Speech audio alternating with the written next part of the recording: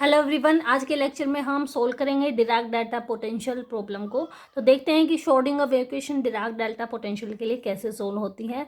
ये problem CSIR net जून 2024 के हिसाब से बहुत बहुत बहुत इंपॉर्टेंट है, क्योंकि इससे बहुत बार क्वेश्चन पूछे जा चुके हैं। तो देखिए इसका सोल्यूशन कैसा होगा। डिराक डेल्टा पोटेंशियल का क्या मतलब है? एक पोटेंशियल आपने डिफाइन कर दिया जो कि equal to minus we note delta x, जहाँ पे वी नोट कोई कॉन्स्टेंट टर्म है which is greater than 0। Delta x यहाँ पे आपका क्या होगा? डेल्टा फंक्शन होगा। जैसे कि आपको डेफिनेशन से पता है डेल्टा फंक्शन का क्या मतलब होता है कि x इक्वल टू 0 पे ये फंक्शन आपका 0 रहेगा, x नॉट इक्वल टू 0 पे ये फंक्शन आपका 0 रहेगा, और x इक्वल टू 0 पे फंक्शन क्या हो जाएगा? इन्फानाइट हो जाएगा। जैसे मैंने यहाँ पे ड्रॉ कर रखा है, x इक्वल टू 0 पे फंक्शन क्या हो गया? आपका इन्फानाइट हो गया। तो यहाँ पे दो रीजन आपके बनते हैं, एक नेगेटिव एक्स एक्सिस की तरफ और दूसरा आपका क्या बनता है? पॉजिटिव एक्स एक्सिस की साइड।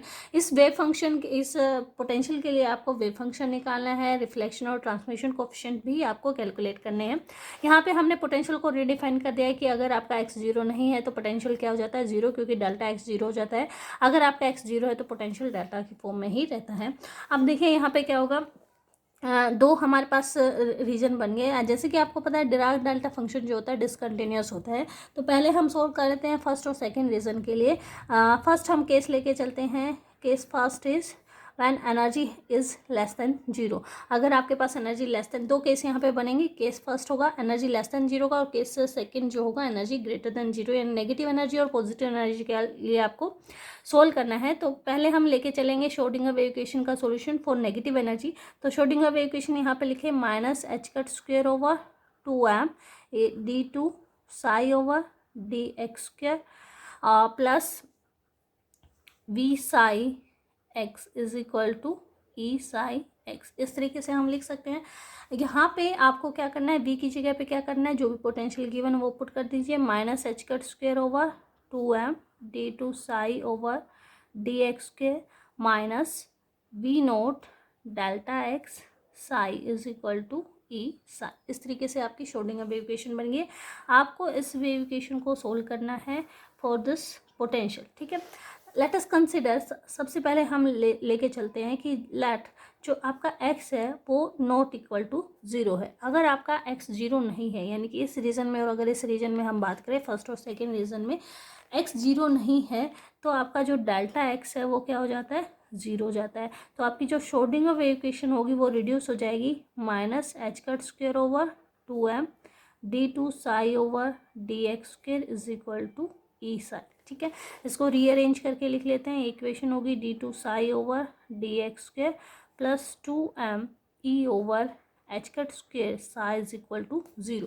जैसे कि आपको पता है हम केस लेके चल रहे हैं e is less than 0। E already क्या है? E is negative. तो आप जो केस के डिफाइन करेंगे वो आपको पॉजिटिव डिफाइन करना होता है। तो क्या आ जाएगा? Minus 2m E over h cut square. ये के स्क्वेयर आप डिफाइन करेंगे, ये वैल्यू इस इक्वेशन में पुट करेंगे तो आपकी इक्वेशन रिड्यूस हो जाती है d2 psi over D x square.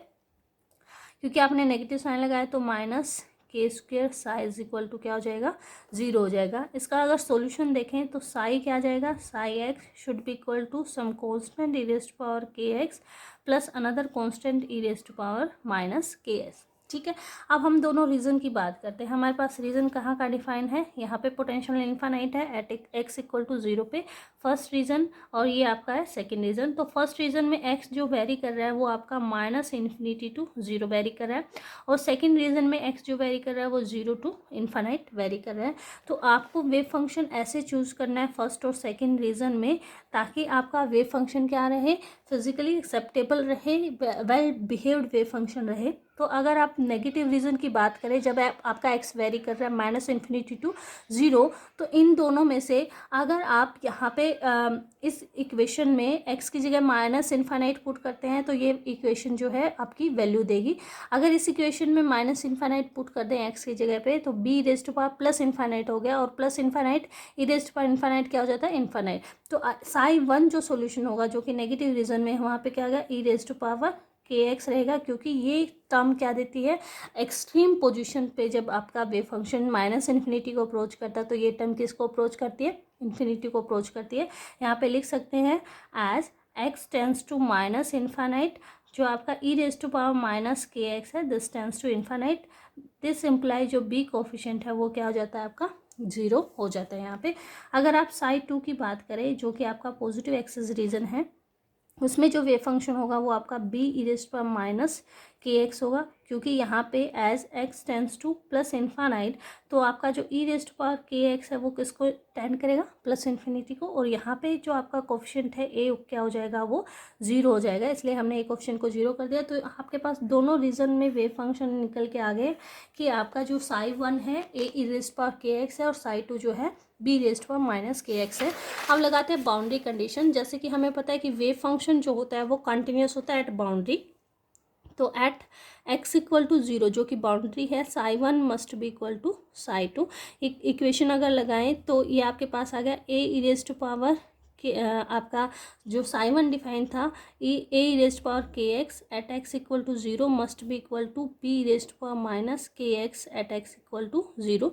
और यहाँ से अगर इसको सोल्व करें तो ये इक्वेशन आपकी आ जाती है ए ई raised power zero is equal to b E raised power zero. This imply a is equal to क्या आ गया, बी। तो कोफिशिएंट में आपका रिलेशन क्या आ जाएगा, ए इज इक्वल टू बी। अब निकालना है, जब भी आप नेगेटिव एनर्जी के लिए सोल्व करें तो आप वहाँ ट्रांसमिशन और रिफ्लेक्शन कोफिशिएंट नहीं निकालते हैं, वहाँ पे शो करते हैं कि वहाँ पे एक ही बाउंड स्टेट पॉसिबल होती है। तो यहाँ पे जैसे कि आपको पता है कि आपका जो पोटेंशियल है वो डिराक डेल्टा पोटेंशियल टाइप है, तो आपका जो डेरिवेटिव होगा psi 1 with respect to x, this must not be equal to psi 2 with respect to x, कहाँ पे, एक्स इक्वल टू ज़ीरो पे। तो आपको ये डिसकंटिन्यूटी निकालनी है कि d psi with respect to x derivative minus d ये 2 माइनस 1 क्या होगा, ये आपको कैलकुलेट करना है। तो again at x equal to, मान लो कि आपने लिख लिया x equal to zero, x equal to zero पे श्रोडिंगर वेव इक्वेशन क्या होगी आपकी, minus H cut square over 2m D two psi over D x square. और पोटेंशियल यहाँ लिख दीजिए, पोटेंशियल क्या था, minus we note delta x psi x is equal to क्या था, ई साई एक्स, ये आ गया। ठीक है, अब इसको क्या कर दीजिए, इंटीग्रेट कर दीजिए और लिमिट लगा दीजिए when limit epsilon tends to zero. तो यहाँ पे इंटीग्रेट बोथ साइड, यहाँ पे लिख दीजिए इंटीग्रेट बोथ साइड।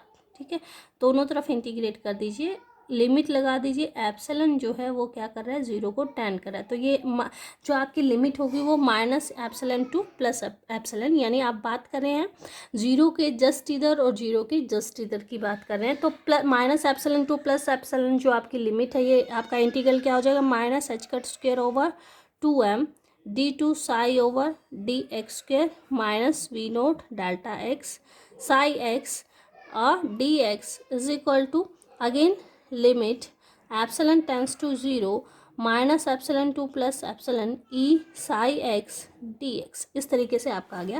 देखिए ये कांस्टेंट टर्म है, आप इसको बाहर ले सकते हैं। तो ये टर्म आ गई minus H cut square over 2m limit epsilon tends to zero integral minus epsilon to plus epsilon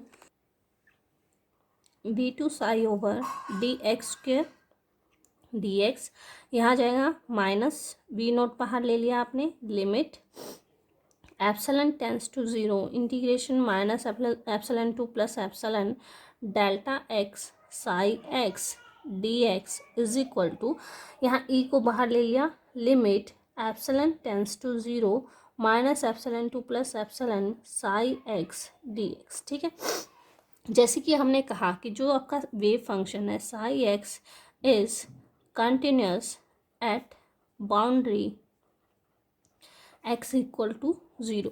तो ये साई एक्स कंटिन्यूस है, इसलिए आपका जो इंटीग्रल है this imply integral minus epsilon to plus epsilon when limit epsilon tends to zero psi x d x must be equal to zero.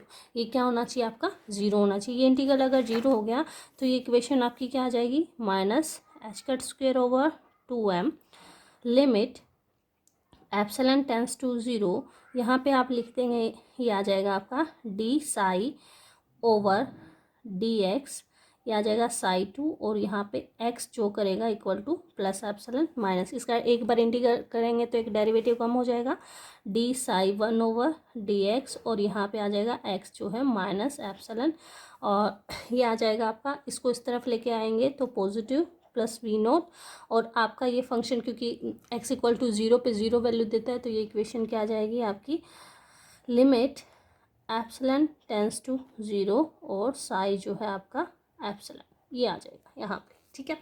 आप Sai epsilon लिखिए या साई 0 लिख दीजिए, क्योंकि लिमिट एप्सिलॉन टेंस टू 0 वो एक ही बात है। अब यहाँ देखिए, इसको अगर आप सोल्व करते हैं तो आपने लिखा था कि साई 1 जो हमारा था वो निकल के आया था ए ई raise to power k x, और साई 2 जो निकल के आया था वो आया था A B E raise to power minus k x, और जो आपका ए था वो इक्वल टू क्या था, बी था। यही यूज़ करना है आपने यहाँ पे। तो ये आ गया minus H cut square over 2m limit epsilon tends to 0, psi 2 का derivative with respect to x at x equal to epsilon, तो इसका डेरिवेटिव करेंगे तो यहाँ पे आ जाएगा माइनस के बी, ठीक है, और E raise to power minus k epsilon minus इसका डेरिवेटिव करेंगे तो आ जाएगा ए के ई रेज़ टू पावर क्या आ जाएगा, k epsilon equal to we naught psi at naught, किसी में भी 0 पुट कर दीजिए आप तो आ जाएगा ए, है ना। मान लो आप इसमें पुट करें ए आ जाएगा, इसमें पुट करें बी आ जाएगा, ए बी के इक्वल है तो ए रख लें आप, ठीक है। तो ये टर्म क्या आ गई, minus H cut square over 2m, यहाँ एप्सिलॉन को 0 पुट करेंगे तो ये टर्म आ जाएगी माइनस के, बी को ए से रिप्लेस कर दीजिए, ए आ जाएगा यहाँ पे, क्योंकि ए इक्वल टू बी है आपका, ई की पावर 0 1 हो गया, minus again k a is equal to we nought a throughout cancel हो गया, तो ये टर्म आपके आ गई h cut square over m k is equal to we nought, यहाँ से के की वैल्यू आ गई v note M over h cut square. देखिए के की सिंगल वैल्यू पॉसिबल है, सिंगल वैल्यू पॉसिबल है, के की सिंगल वैल्यू पॉसिबल है, इसलिए एनर्जी भी क्या होगी आपकी, सिंगल वैल्यू होगी। तो एनर्जी जो यहाँ से निकल के आती है, आपको पता है के स्क्वेयर क्या था, minus 2m E over h cut square, तो एनर्जी क्या आ गई, एच कट स्क्वेयर के स्क्वेयर ओवर 2m, के की वैल्यू पुट कर दीजिए तो एनर्जी आपकी आ जाएगी minus H cut square over 2m into k square करेंगे तो V naught square m square over h cut 4, तो ये वैल्यू आपकी आ जाएगी minus we naught square m square over 2m h cut square. This is the energy for negative state, ठीक है। ई less than 0 के लिए ये एनर्जी आपकी निकल के आती है। सिमिलर मैनर में आप सोल्व कर सकते हैं इसको फॉर ई केस सेकेंड, अगर आप बात करें case second when E is greater than 0, तो सेम वही बात होगी, आपके पास दो रीज़न बनेंगे। यहाँ x इक्वल टू 0 पे जो आपका पोटेंशियल इन्फानाइट है, ये फर्स्ट रीज़न है, ये सेकेंड रीज़न है। पहले आप बात करें when your x is not equal to 0, तो आपका जो पोटेंशियल है वो क्या हो जाता है, 0 हो जाता है। उसके लिए आपकी जो इक्वेशन होगी वो क्या आ जाएगी, अब ये इक्वेशन आ जाएगी d2 psi over D x square plus 2m E over h cut square psi is equal to 0, as E is greater than 0, तो जो के स्क्वेयर होगा वो 2m E over h cut square define होगा positive, तो यहाँ पे put कर दीजिए, इक्वेशन आ गई d2 psi over D x square plus k square psi is equal to 0। तो यहाँ से सॉल्यूशन जो आता है साई एक्स वो आता है ए ई रेज़्ड पावर आइटा के एक्स प्लस बी ई रेज़्ड पावर माइनस आइटा के एक्स, इस तरीके का सॉल्यूशन आता है। अगर आप फर्स्ट रीज़न की बात करें तो ये टर्म जो बता रही है वो किसको बता रही है, इंसिडेंट वेव को बता रही है, जो कि मूव कर रही है पॉजिटिव एक्स डायरेक्शन में, ठीक है, एक्स डायरेक्शन की तरफ जा रही है। ये वेव किसको बता रही है, this is representing the reflected wave at boundary x equal to 0, x equal to 0 पे पहुंची और रिफ्लेक्ट बैक होगी और मूव कर रही है नेगेटिव x डायरेक्शन में, नेगेटिव x एक्सिस की तरफ मूव कर रही है। अब अगर आप थर्ड रीज़न की बात करेंगे तो सॉल्यूशन हो गया for first reason. Second reason की अगर हम बात करें तो इसी तरह का सॉल्यूशन आएगा उसमें भी, तो सॉल्यूशन को हमने लिख दिया सी रेज़्ड पावर आइटा के x plus D raised power minus iota के एक्स, ठीक है।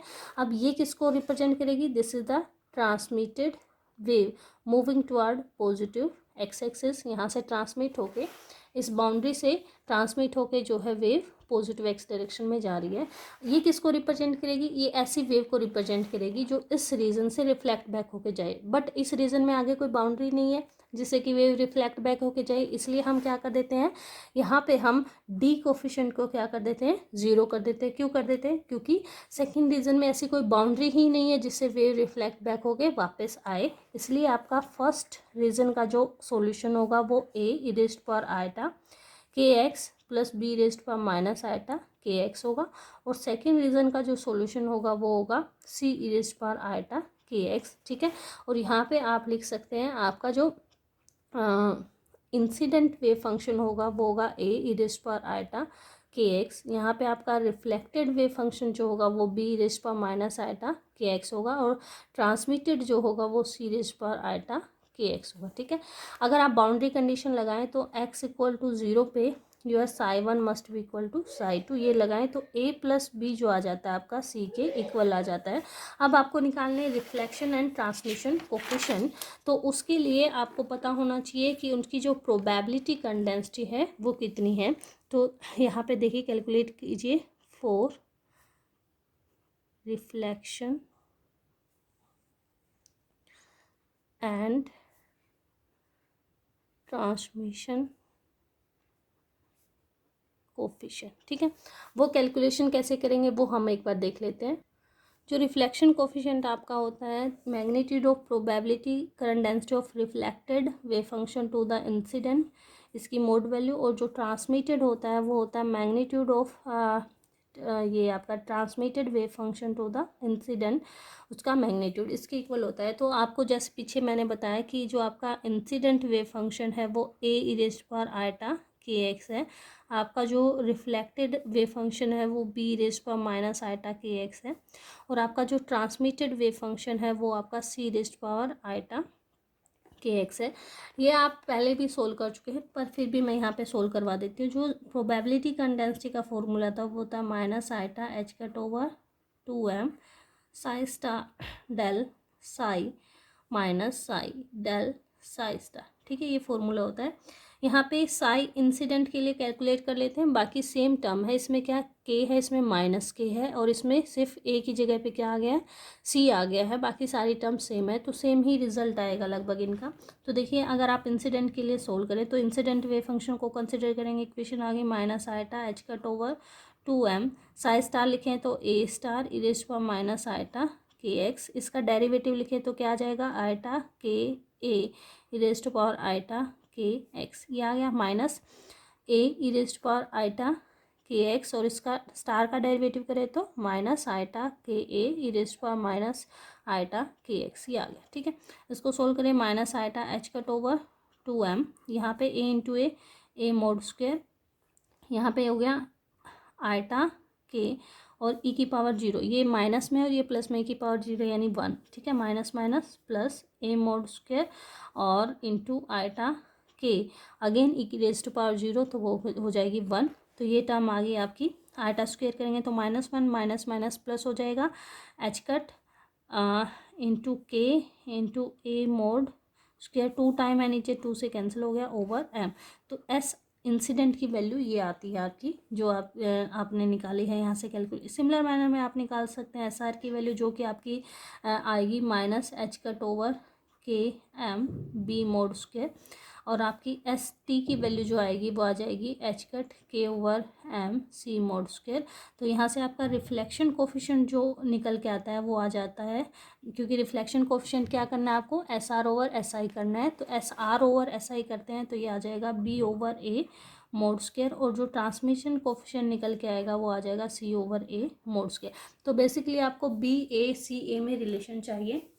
अभी पीछे जो हमने रिलेशन निकाला है वो सिर्फ a plus B is equal to C है, 3 कोफिशिएंट है, एक इक्वेशन है, तो आप रिलेशन सोल्व नहीं कर सकते, तो इसके लिए आपको डिसकंटिन्यूटी भी यहाँ पे कैलकुलेट करनी पड़ेगी।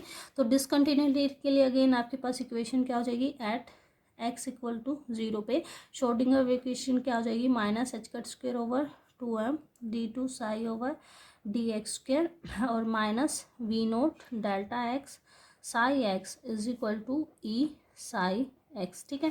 इसको क्या करना है आपने, इंटीग्रेट करना है both side, integrate both side, और यहाँ पे लिमिट लगा देनी है, लिमिट एप्सिलॉन टेंस टू 0, ठीक है। इंटीग्रेशन हो गया minus epsilon to plus epsilon minus H cut square over 2m D two psi over D x square minus we note delta x psi x d x is equal to integration minus epsilon to plus epsilon, यहाँ पे भी limit लगेगी, epsilon tends to 0 e psi x d x, ये आ गया, ठीक है। Again जैसे पीछे किया था हमने, क्योंकि साई कंटिन्यूस होता है इसलिए ये जो होगा बाउंड्री पे कंटिन्यूस होने की वजह से 0 हो जाएगा। यहाँ पे आपका आ जाएगा minus H cut square over 2m limit epsilon tends to 0 integration minus epsilon to plus epsilon d2 psi over dx square dx minus v naught limit epsilon tends to 0 minus epsilon to plus epsilon delta x और psi x d x equal to 0। ठीक है, ये equation आ गई। अब यहाँ इसको उधर ले जाएंगे तो ये इक्वेशन क्या आ जाएगी, minus H cut square over 2m। Again इसको सोल्व करेंगे तो ये क्या आ जाएगा, D psi 2 over D X, कहाँ पे रखना है आपको, x equal to plus epsilon पे, minus D psi 1 over D X, कहाँ पे रखना है, x equal to minus epsilon पे। इसको उधर ले जाएंगे तो प्लस हो जाएगा वी नोट और यहाँ क्या आ जाएगा, साई नोट। ठीक है, क्योंकि इसको सोल्व करेंगे तो क्या आ जाएगा, साई नोट। अब यहाँ पे वैल्यू पुट कर देनी है आपको, जैसे ही हमने पीछे कैलकुलेट किया था, जो हमारा साई 1 आया था वो क्या था, ए ई raise to power eta K x plus B E raise to power minus eta K x, और जो साई 2 आया था वो आया था C raise to power eta K x. ठीक है, तो x इक्वल टू 0 पे डेरिवेटिव अगर चेक करें तो at x equal to plus epsilon करें और लिमिट लगा दें एप्सिलॉन टेंस टू 0, तो साई 1 जो होगा आपका, यहाँ पे प्लस पे साई 2 का करना है, साई 2 जो होगा वो क्या आ जाएगा, derivative eta k C e raise to power eta k epsilon, और एप्सिलॉन को 0 पुट किया तो ये आ जाएगा आयटा के सी आ जाएगा। सिमिलर मैनर में आपने लिमिट लगाई एप्सिलॉन टेंस टू 0 और d psi 1 over D x x equal to minus epsilon, तो ये आ जाएगा आपका आयटा के A E raise to power minus eta k epsilon minus eta k B E raise to power plus iota k epsilon, epsilon को 0 put किया तो यहाँ से सॉल्यूशन आ गया आयटा के इंटू ए माइनस बी। ठीक है, ये वैल्यू यहाँ पे पुट कर देंगे इस इक्वेशन में, तो यहाँ से इक्वेशन क्या हो जाएगी, देखिए minus H cut square over 2m into में साई 2 रखा हमने, साई 2 का डेरिवेटिव जो कि है आयटा के सी माइनस साई 1 का डेरिवेटिव आयटा के A minus B equal to आ जाएगा वी नोट साइन नोट। आप किसी को भी, क्योंकि दोनों कंटिन्यूस है, चाहे इसमें पुट कर ले चाहे इसमें पुट कर ले, अगर इसमें पुट करते हैं तो ये आ जाएगा सी। ठीक है, अब यहाँ पे सी को रिप्लेस कर दीजिए ए प्लस बी से, क्योंकि हमें पता है सी इज इक्वल टू क्या था, ए प्लस बी, यहाँ पे हमने सोल्व किया था, तो ए प्लस बी से अगर रिप्लेस करें तो इक्वेशन आ जाएगी h cut square over 2m, eta के को बाहर लिख लिया, सी की जगह लिख दिया A plus B minus A plus B is equal to we naught सी।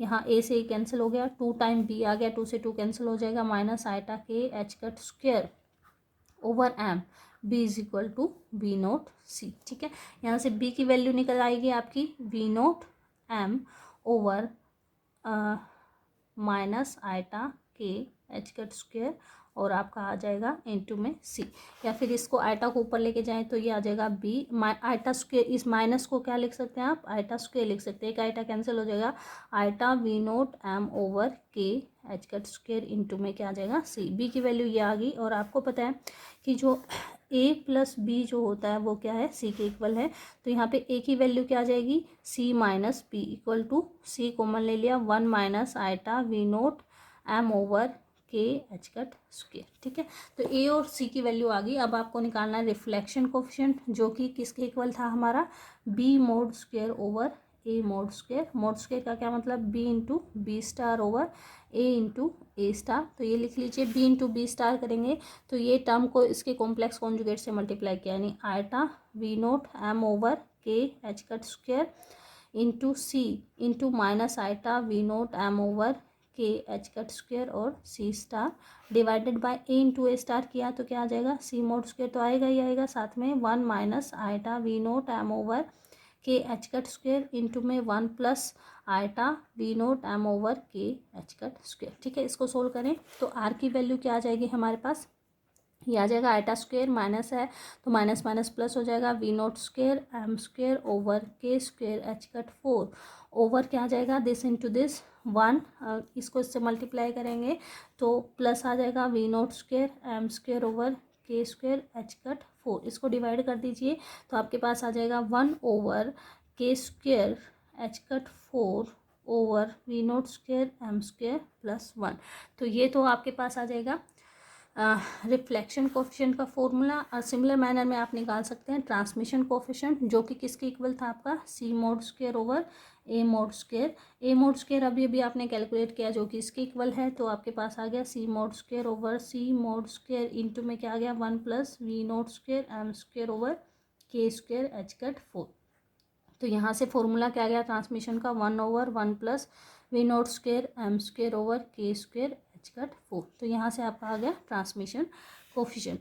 अच्छा, यहाँ पीछे मैं आपको एक बात बताना भूल गई है कि ये जो आपने वेव फंक्शन निकाला था when energy is less than 0 के लिए, जो वेव फंक्शन आपने निकाला था psi 1 और psi 2 की वैल्यू जो कैलकुलेट की थी यहाँ पे psi 1 और psi 2 की वैल्यू, इसको आप जनरलाइज फॉर्म में भी लिख सकते हैं। तो जनरलाइज फॉर्म में अगर इस वेव फंक्शन को लिखें तो ये वेव फंक्शन होगा, तो लिख देते हैं। देखिए, आपने ई लेस देन 0 का केस किया था, वहाँ पे वेव फंक्शन psi 1 निकाला था जो कि आपका आया था ए ई raise to power k x, और psi 2 जो निकाला था वो आया था B E raise to power minus k x.